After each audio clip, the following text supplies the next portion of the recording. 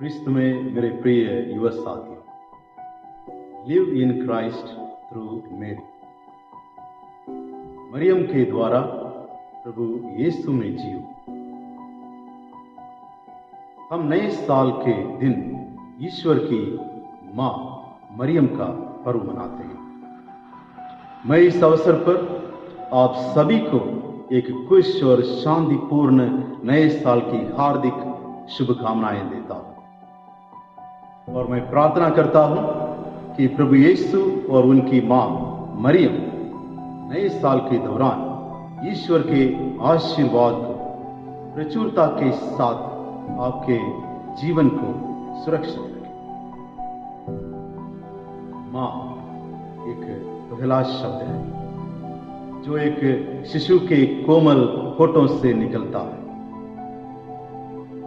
एक इंसान के लिए ये सभी उपाधियों से सबसे मीठा है।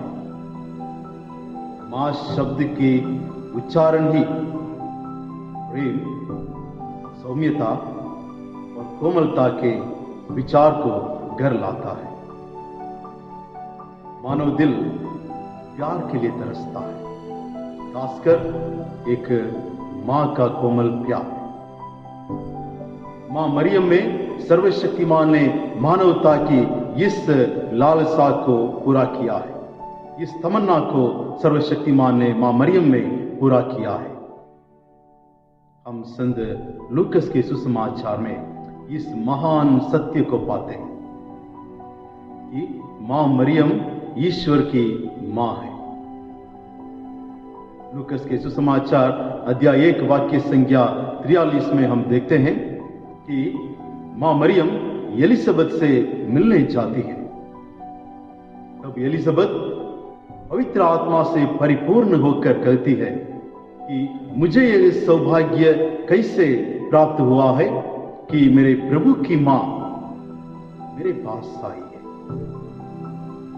पवित्र ग्रंथ में हमें यह भी सीखने के लिए मिलता है कि प्रभु यीशु ईश्वर और मनुष्य दोनों था।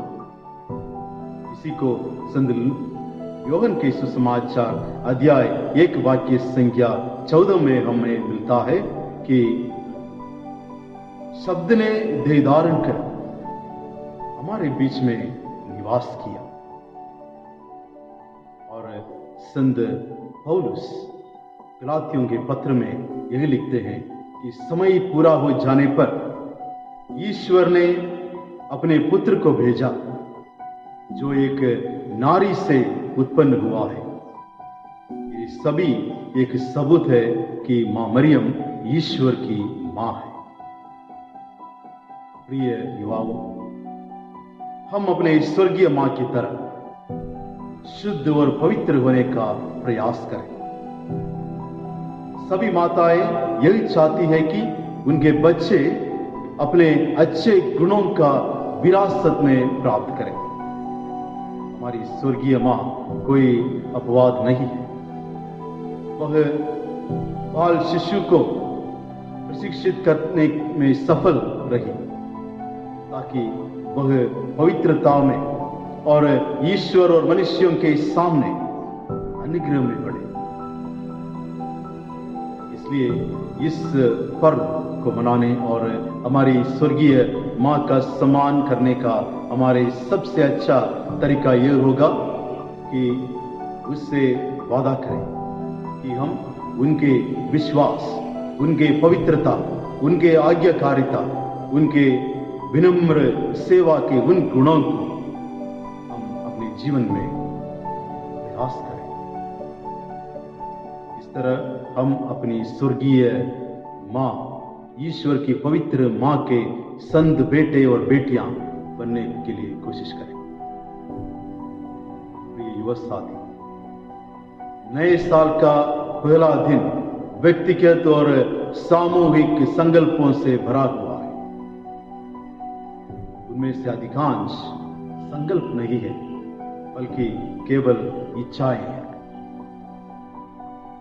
नए साल में बहुत कुछ संकल्प हम बनाते हैं, लेकिन संत पौलुस अपने कुरिन्थियों का दूसरा पत्र अध्याय 5 वाक्य संख्या 17 में कहते हैं कि यदि कोई मसीह के साथ एक हो गया है तो वह नई सृष्टि बन गया है, पुरानी बातें समाप्त हो गई है, सब कुछ नया हो गया है।